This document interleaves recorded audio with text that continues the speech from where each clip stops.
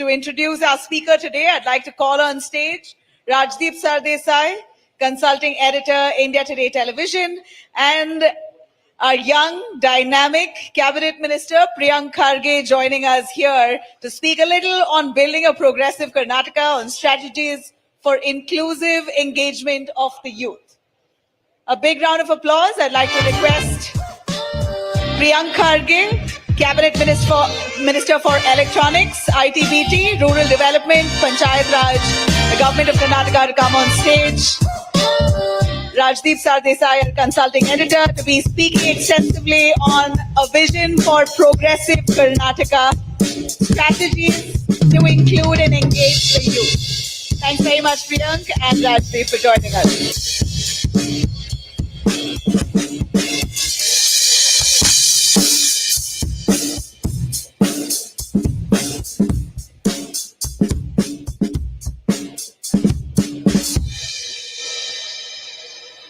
Thank you once again.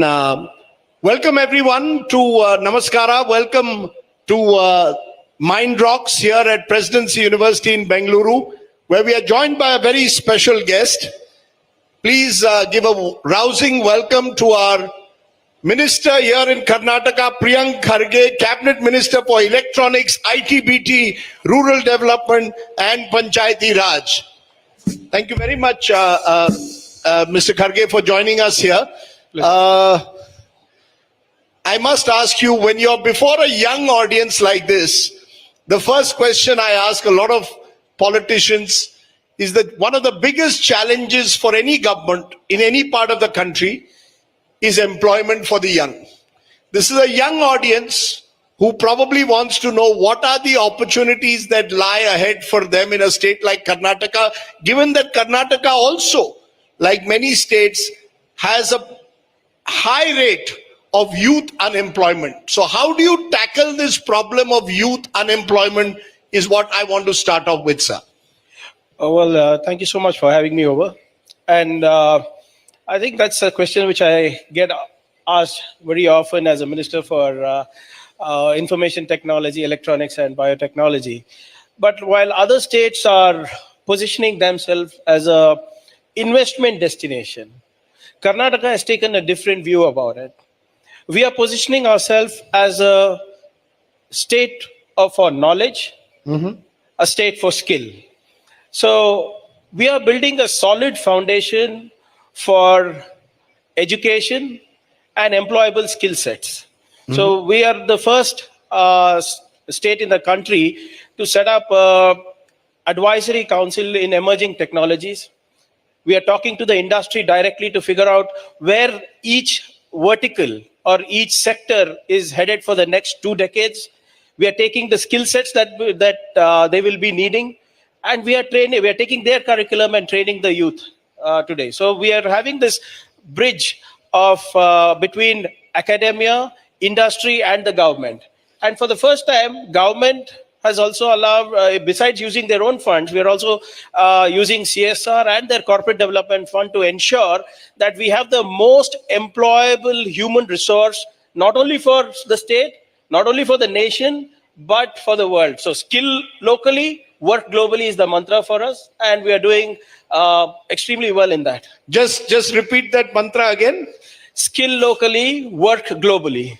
Skill locally, work globally, you're saying, Mr. Minister. But for the first 20 years of this century, Karnataka dominated, particularly Bengaluru dominated the IT sector.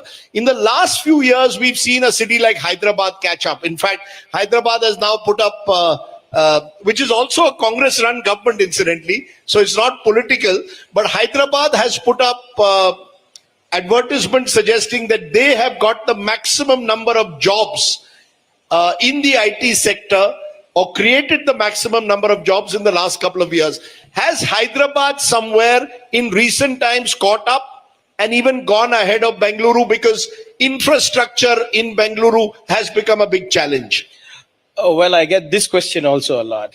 But if you look at the data, in IT services, IT service exports, there are over $200 billion behind us. They are growing at a rate of 29%, if I'm not wrong, and we are growing at 27%.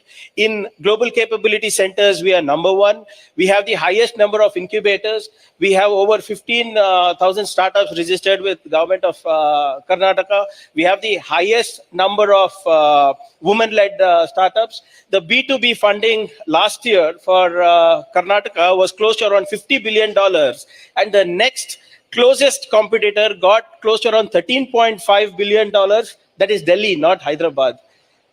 But there is healthy competition. I mean, Absolutely, what's we wrong? love competition. Are you ready for healthy competition today between a Bengaluru, Hyderabad, Pune, different parts of the country, to perhaps see that the IT boom in a way is not just Bengaluru centric anymore? Absolutely. I mean, we love competition. It keeps us on our toes. It makes us think out of the box. I mean, like I said, just take a look at the data. We have 45 unicorns coming in from Karnataka, and 38% of the soon-to-be unicorns are from Karnataka. We have the highest venture funding for B2C as well, B2B as well. We contribute 21% of the national bioeconomy is contributed by Karnataka. We are number one in aerospace and defense at 65%. We contribute 10% of national electronics manufacturing. So name the sector and we are way, way ahead of our closest competitor. Okay, this is a young audience, and I'm going to ask a question to the audience and then come to you, Priyank. How many of you are not locals from Karnataka, have come from different parts of the country? There you go. Okay, so that's about 50% at least here are not from Karnataka, which brings me to my question. On July 15th, your cabinet cleared a bill that called for 50% of management jobs and 70% of non-management jobs to be reserved for local Kannadigas. What will you tell those who are not from Karnataka? They are also Indian citizens. They also want jobs in Karnataka. Well, this is what we are talking about. Look how good the ecosystem of Karnataka is. All of them are coming here to learn Yes. and get employed. And we are welcoming them. And we are helping them not only be employable, but also providing them with employment. We are not saying that they should not be here. We are very clear as a government. My job is to ensure that the people of Karnataka are the most employable. And in this process, the entire whoever comes into the ecosystem are also employable. It's Now, not when that you say people of Karnataka, are you saying very clearly that preference is given to Kannadigas? Is that what you're... If you see the data again, most of them are Kannadigas already. The bill that you were speaking about was brought in by the Department of Labor.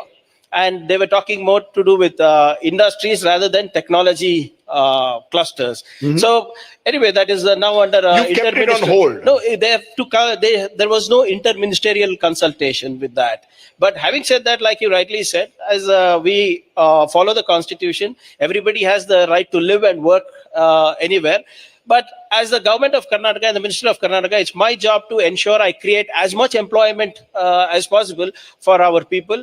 And we have created these industries, we have created this ecosystem for the nation. We are one of the few states which are propelling India's economy. And the collateral benefit is reaped in by every Indian. There's So nothing wrong you're with it. telling all the young boys and girls who come from a Bihar, Uttar Pradesh, Rajasthan, Madhya Pradesh, any other part, welcome to Bengaluru. We will make you employable. We will give you skill sets. We will not treat you differently to local Kannadigas. Are you giving them that promise? Sir, सब लोग बाबा साहेब अम्बेडकर के बच्चे हैं.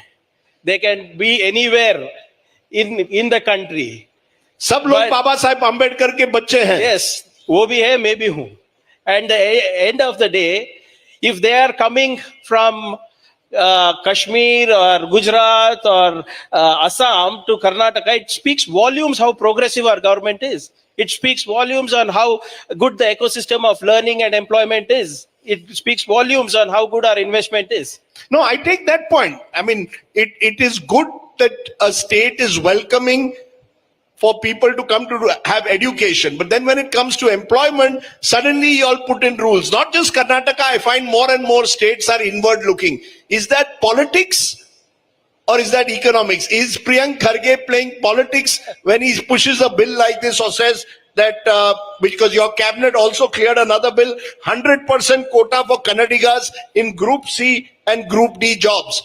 I'm just saying, is that the pressure of politics that people need to understand? You're a Karnataka minister, you will give preference to Kannadigas. See, this is just not a problem with our state or something. Andhra Pradesh had passed a bill similar like this. Tamil Nadu has it. Maharashtra tried it. Everything is Haryana tried it. Everything is under judicial scrutiny. Having said that, already C and D group are already 100% over there. In fact, we had a survey where up to 80% of even Group A are localites.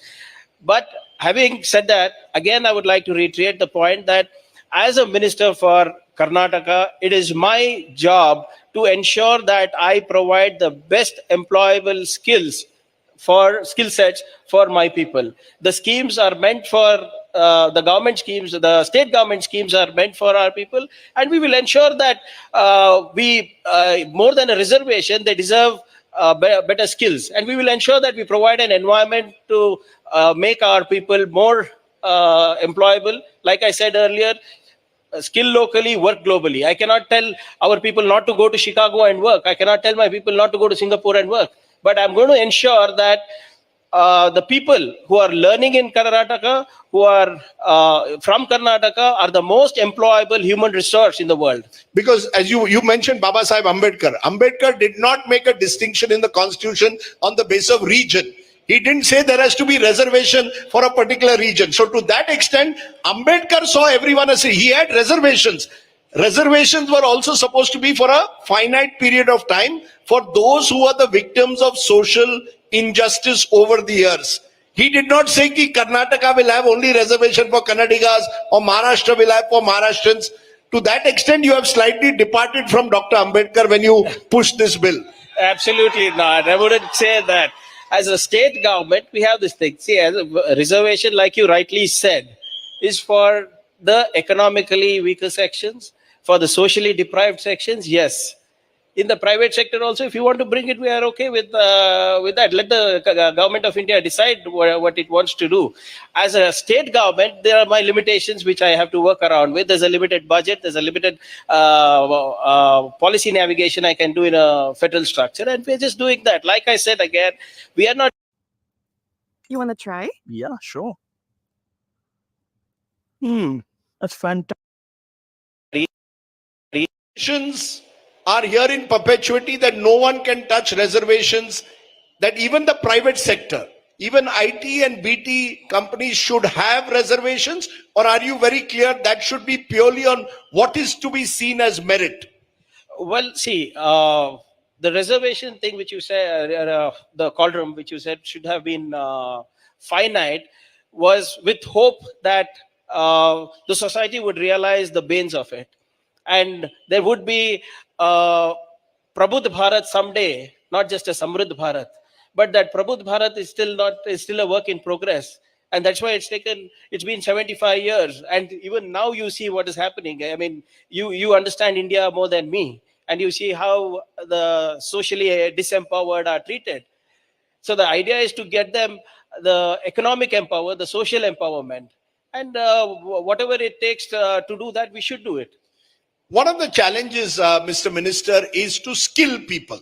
It's one thing to give them a good education, and certainly Karnataka has been on education ahead of the curve when it comes to information technology. But what about the skill sets to make them competitive? People are looking for the best possible skill sets. You've got a program, Nipuna Karnataka. Is that going to become a basis for a skilling of people? People need the top skills to compete globally, as you said.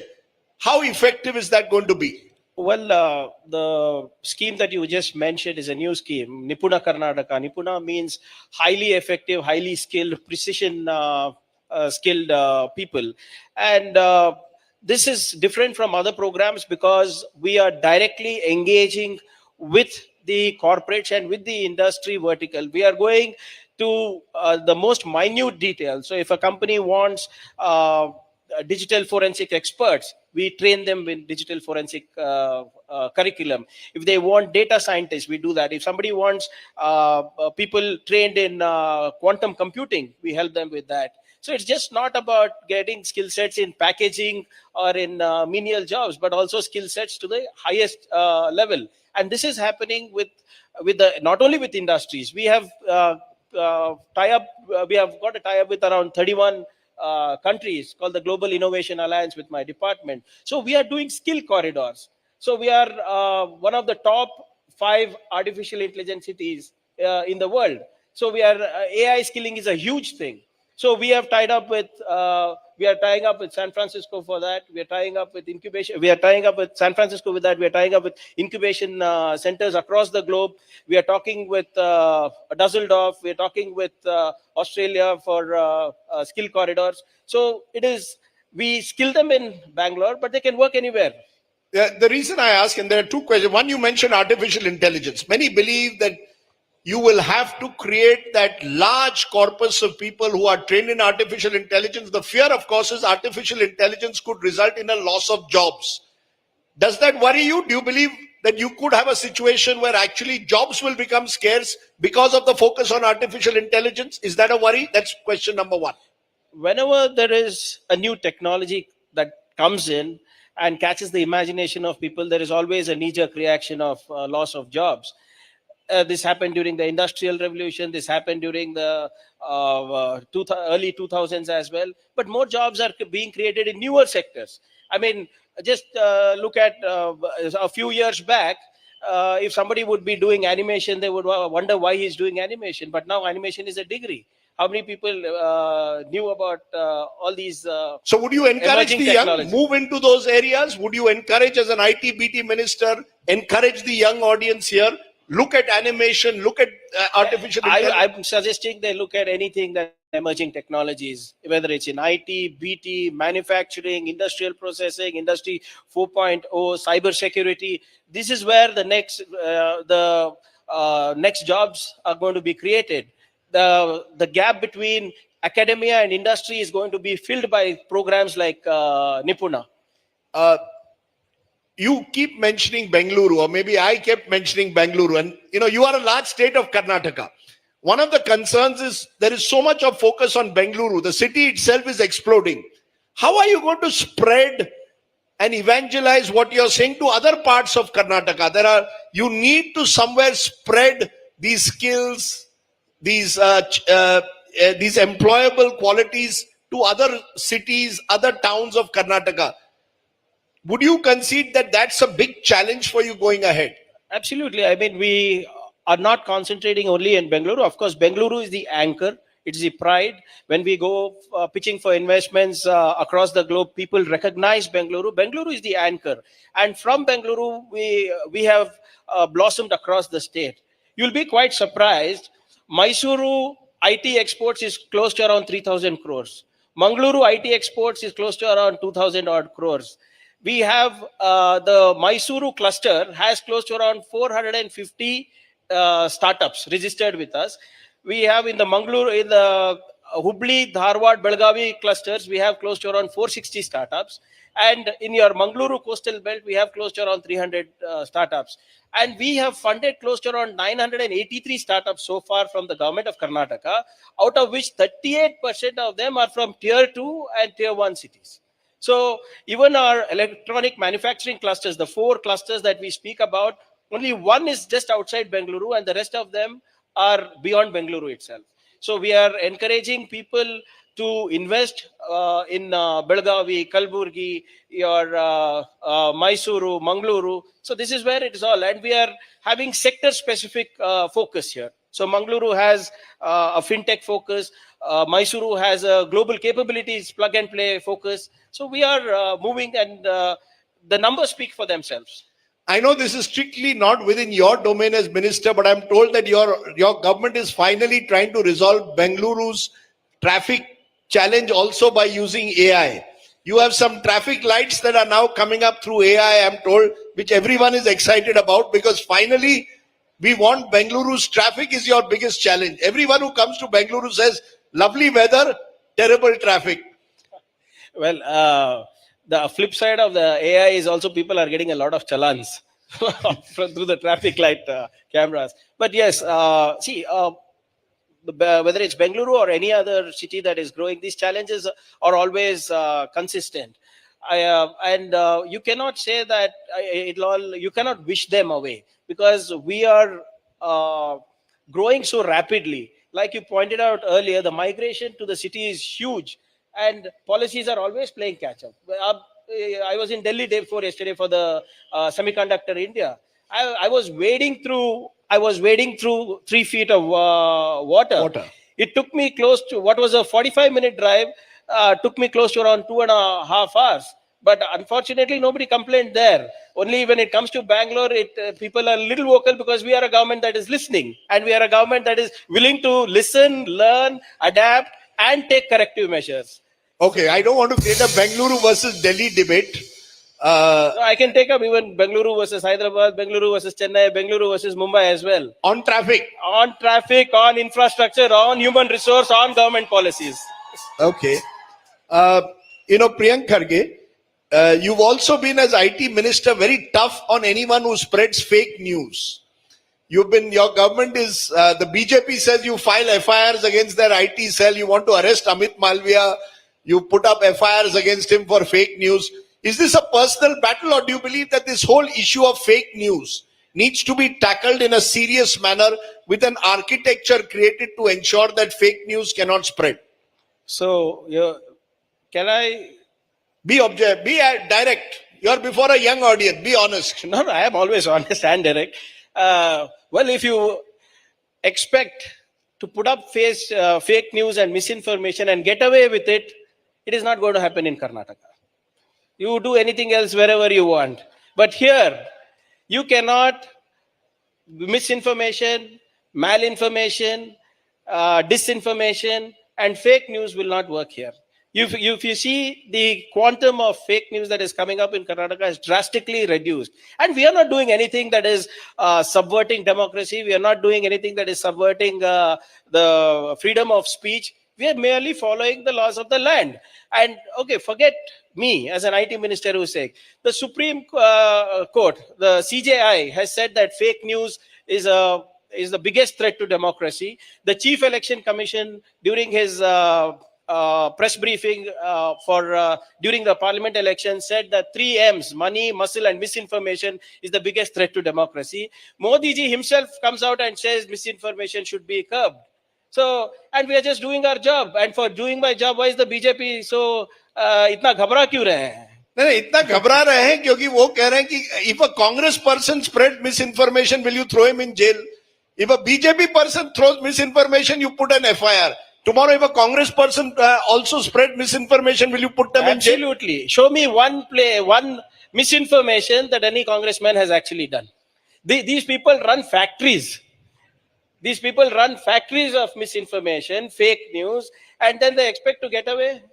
After maligning governments, maligning individuals, maligning government policies, you criticize us. You critically come up to us and criticize the government, critically pull us up with respect to any policies. We are okay with that. But okay. If you are going to spread fake news, I'm sorry. Okay, is it fake news, Mr. Minister, that there may be a chief ministerial change in Karnataka? Absolutely. You see, all the flashes in Delhi are Siddaramaiah Sarkara. Is Siddaramaiah ji going to remain chief minister? Is Priyank Kharge wanting to become chief minister? Is DK Shivkumar wanting to be chief minister? Your party seems to have a lot of chief ministerial candidates. Is there any possibility of a chief ministerial change? This is a question I'll have to ask you back, because these are things that should not be done for TRPs. This is definitely not. No, you're saying no question of any chief minister. Absolutely. Because there is this whole, ever since this so-called MUDA scam, Mysore Urban Development Authority scam has come, and Mr. Siddaramaiah's name has come up. A governor has given sanction for prosecution. I know that the matter is in court. But is the Congress now thinking about a change in leadership? Absolutely not. The entire cabinet, the entire Congress legislature party is behind Siddaramaiah ji. These rumors come up from, I don't know where they crop up. So they come up from your own party. Your own party people are your worst enemies sometimes. I can understand if somebody from the party is saying it. Show me one person in the party who said this. Show me one MLA, one MLC, one cabinet minister who said this. Nobody has said it. BJP वाले बोल रहे हैं, BJP का बात सुनते हैं आप, हमारी बात नहीं सुनते आप. Okay. And more importantly, they just look at this entire way the thing has played out, because you said so-called Muda scam. Just have a look at that, how the governor is being misused here in Karnataka. This is a standard operating procedure of the BJP. Look at it in Delhi, look at it in Jharkhand, West Bengal, Tamil Nadu, Kerala and Karnataka. Wherever the BJP is weak, they use CBI, IT, ED. If that doesn't work, they use the governor's office. And this is what is happening in Karnataka. So you're saying the governor's office is being misused? Absolutely. Not only the office, the governor also. Okay, that's a very serious charge you're making, that the governor and the governor's office is being misused in the Siddaramaiah case. But dal mein kuch to kala hoga. Ya puri dal kali hai, that every time I come to Karnataka, whether it's the BJP government or Congress government, I hear about corruption. Just as you have lovely weather, you also seem to have corruption in the air. Again, I would like to ask, show me one case where where the BJP is actually done. It's all hit and run. We have given we have set up commissions. We have set up committees headed by judges. If there is anything that the BJP has, they can go and give it to the commissions. Why they have not given? Instead of going and giving a document, a hard evidence to these commissions, they come and sit in the press without any document. Okay. So what is the point of coming to the press and talking instead of going to the commission and giving document, submit it to court as if we are running away from a legal battle? I must ask you this, Priyank Kharge. Your father is the Congress president, Mallikarjun Kharge. And I don't know how many of this young audience knows the story of Mallikarjun Kharge. Mallikarjun Kharge's father used to work as a laborer. Correct me if I'm wrong. In a textile factory or in a factory. Mallikarjun Kharge, through sheer effort, came up from a small Dalit home and eventually has become the president of the Congress party. It's a great story, sir, your father's story, from where he came and his life struggle. Would you concede it's much easier for you? Somewhere I'm saying children of famous family surnames find it easier than your father. Your father is the real person who worked hard. Priyank Kharge benefits from the Kharge surname. Absolutely. I would not deny that. I mean, the struggles of my grandfather was different. The struggles of my father are different. And my struggles are different. Conveniently, sometimes what happens is that the people tend to forget that even I have put in 20-25 years already. And we get elected, not selected. I'm not coming through backdoor through a nomination. I'm standing for an election. I lost my first election. I lost an organizational election. I have come through the students' union. Somehow that gets diluted, and quite naturally so. And what is interesting is these questions are usually asked only for Congress people, not for BJP people. When Jesha, who has not held a bat in his life, can become BCCI chairman, Priyank Kharge cannot become an MLA. Priyank Kharge cannot become minister. Vijendra, with no qualification, becomes the BJP president. This is not me speaking. This is BJP people speaking.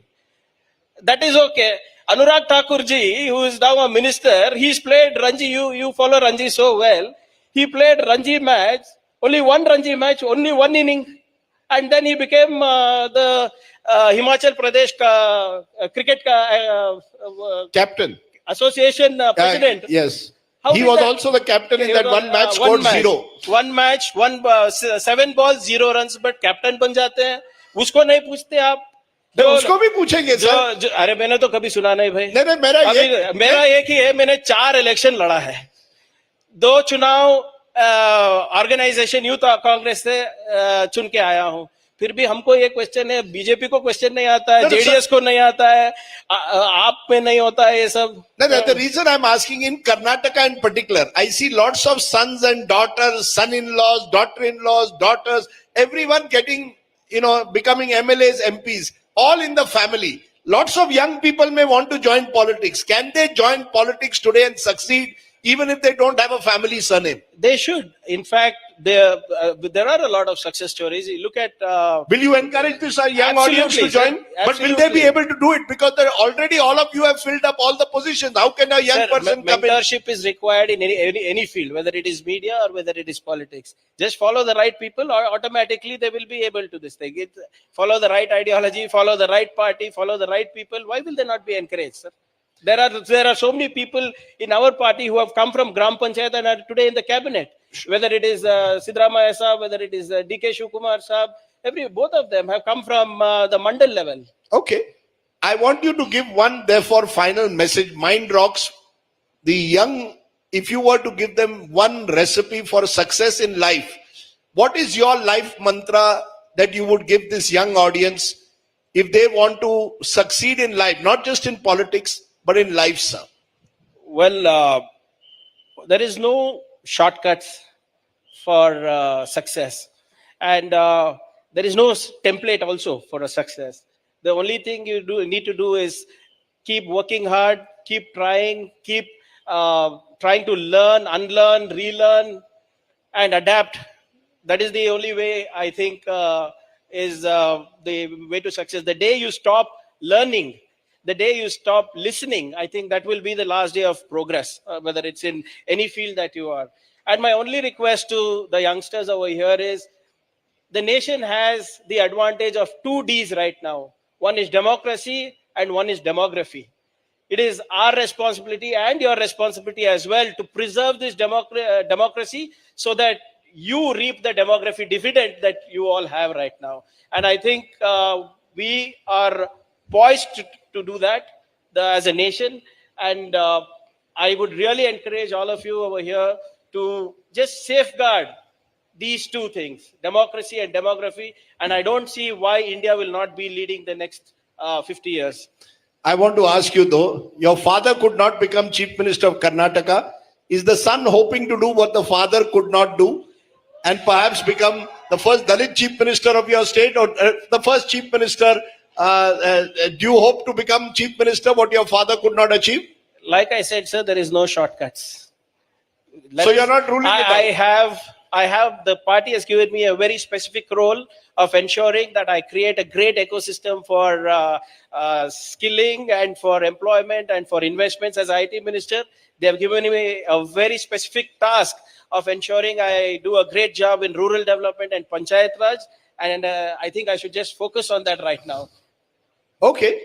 So we won't put a headline. Priyank Kharge says does not rule out becoming a future Chief Minister of Karnataka. That's how fake news travels.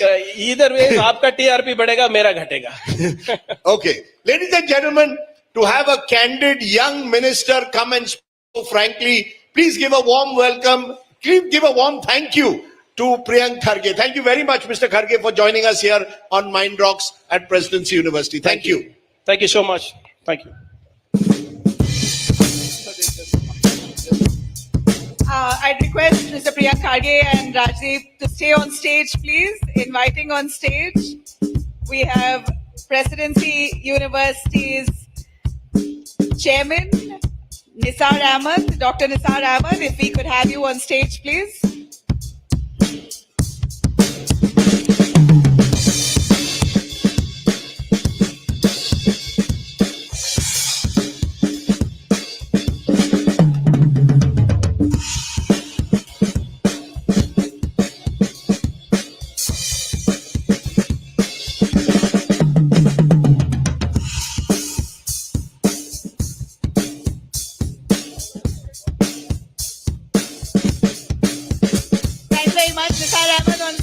Chairman of Presidency University, a token of appreciation to Priyank Kharge. We also have Suhail Ahmed joining us on stage.